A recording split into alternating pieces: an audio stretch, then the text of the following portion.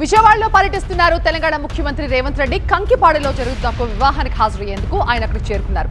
ఇక ఆయనకి ఏపీ మంత్రులు స్వాగతం పలికారు. మాజీ మంత్రి దేవినేని ఉమా తనయుడు వివాహానికి హాజరయ్యారు సీఎం రేవంత్. దీని తర్వాత హైదరాబాద్ చేరుకున్న సీఎం రేవంత్ 10వ తరగతి ఫలితాల్ని విడుదల చేస్తారు.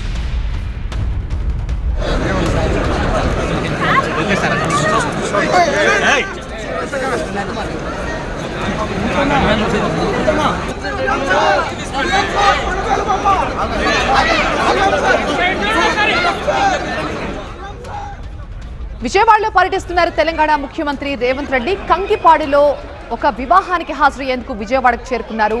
ఆయనకి ఏపీ మంత్రులు దగ్గరుండి మరీ స్వాగతం పలికారు. మాజీ మంత్రి దేవినేని ఉమా కుమారుడు వివాహానికి హాజరయ్యారు తెలంగాణ ముఖ్యమంత్రి రేవంత్ రెడ్డి. ఆయనకి మంత్రి నారా లోకేష్ కూడా ఆయన కలిశారు. అలాగే స్థానిక నేతలంతా కూడా ఆయనకి ఘన స్వాగతం పలికారు. ఇక ఈ వివాహం తర్వాత ఆయన హైదరాబాద్కు చేరుకుంటారు. ఆ తర్వాత 10th క్లాస్ ఫలితాలని విడుదల చేస్తారు.